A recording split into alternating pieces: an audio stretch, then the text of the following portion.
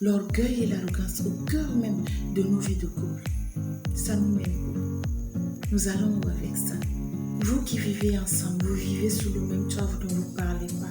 Quand il y a conflit, on parle de couple, de relation. Vous vivez sous le même toit, vous avez des difficultés, vous refusez de vous parler. Vous pensez que vous faites du mal à qui? Vous ne faites pas du mal à quelqu'un de l'extérieur, si ce n'est vous-même. Au pire, à vos enfants, parce que on vit toujours avec nos enfants. Quand on est en couple et on a des enfants, on vit tous sous le même toit. Maintenant, vous refusez de vous parler quand il y a conflit. Chacun boude dans son coin. Personne ne veut faire face à l'autre. Personne ne veut convier l'autre à une table de discussion. Vous pensez que le mal, vous le faites à quelqu'un de l'extérieur, la question revient. Non, vous le faites à vous-même. Bonjour à vous qui venez de nous prendre en cours. Vous êtes sur Bonté Suprême. Ici, on parle des difficultés des parents solos. Généralement, évoluer seul avec l'éducation des enfants parce qu'il y a toujours des difficultés. Mais on aborde aussi le sujet des parents qui vivent en couple. Ceux qui ont des succès, ceux qui ont aussi des échecs, qui partagent avec nous leur expérience. Vous êtes sur une chaîne de partage d'expérience. N'hésitez pas à vous abonner, liker, partager, faites grandir la communauté et partagez avec nous votre avis par rapport au sujet que nous abordons généralement sur cette chaîne. On se pose une question un peu cruciale. Vous vivez en couple.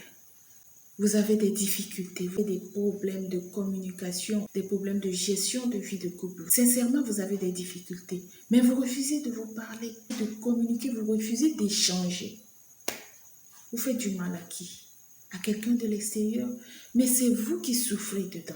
C'est vous qui êtes en train de gémir, qui souffrez des pathologies qui n'ont même pas de nom, simplement parce que on est renfermé, on vit tout le temps sous stress, sous pression. Quand on voit l'autre partenaire, non, c'est vraiment pas ça, quoi. Il n'a pas le droit d'exister à un moment T.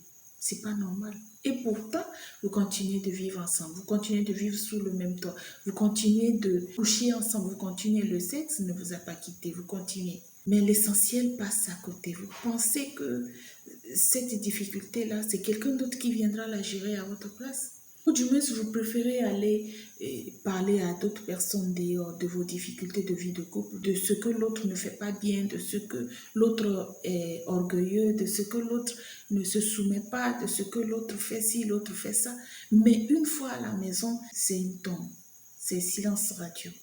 Vous pensez que c'est celui à qui vous parlez dehors, il n'a pas ces problèmes? Celui à qui vous parlez dehors, qui fait semblant de vous écouter, la personne n'a pas ces difficultés. Vous pensez que la personne ne rit pas de vous? Réfléchissons un peu à ce que nous faisons. On a choisi d'être ensemble depuis un certain nombre d'années, même qu'on a fait des enfants. On s'est dit c'était pour la vie. Si c'est pour la vie, elle n'est pas faite que de miel et de lait. La vie est faite de haut et de bas. Pourquoi on parle de dents de scie? Il n'y a pas que du lait et du miel. Il y a des difficultés et on est censé les gérer. Et quand on a une vie de couple, il faut les gérer en adulte parce que c'est des adultes qui se marient. On a des difficultés. On refuse de gérer. Je ne vais pas lui parler. Ce n'est pas à moi de faire le premier pas. C'est à lui de faire le premier pas ou c'est à elle de faire le premier pas. Ou même, regarde, quand la femme décide de te parler, tu fais semblant d'écouter et ensuite tu passes à autre chose. C'est les mêmes bêtises qui reviennent. C'est les mêmes difficultés qui reviennent. Qu'est-ce qui se passe? À quoi on joue? C'est vrai qu'on ne peut pas sauver tout le monde, un certain nombre de choses. Parfois, on ne peut même pas se sauver soi-même. Mais quand même, qui vous a dit que des ennemis vivent ensemble? Les ennemis ne vivent pas ensemble. C'est les ennemis qui ne se parlent pas. Mais tant qu'on vit ensemble, c'est que nous ne sommes pas ennemis. Alors, faisons asseoir la communication au milieu de nos difficultés. Vous ne savez pas que la communication est magique? Quand on parle, elle dénoue, elle défait les nœuds, elle opère des miracles. La communication est une magie dans une vie de couple. Et ensuite, dans la mesure du possible, mettez Dieu au cœur de vos difficultés. Mettez Dieu, priez. Moi, je ne sais pas.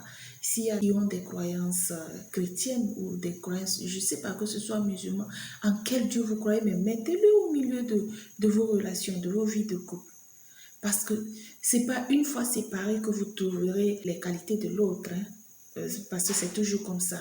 Quand on perd quelqu'un de bien dans sa vie, c'est en ce moment qu'on reconnaît ses qualités. à quoi ça sert alors? Pensez un peu à ces innocents-là qui sont au milieu, qui nous observent, qui copient sans le vouloir ou sans le savoir nos faits et gestes et qui vont les reproduire dans le temps. On est fatigué de ça, de gérer des situations qui nous rendent malades au jour le jour, qui font de nous des personnes qui ne savent plus où aller, où mettre la tête ou tout. On est déjà fatigué avec tellement de problèmes dans ce monde que on se met ensemble pour être heureux. On ne se met pas ensemble pour faire grandir la tension, la pression. On se met ensemble pour s'aimer, ne serait-ce que ça, apprendre à s'aimer. Vous ne faites pas du mal à quelqu'un de l'extérieur. Vous faites du mal à vous. Et je le redis, au pire, à vos enfants. Pensons un peu à ça.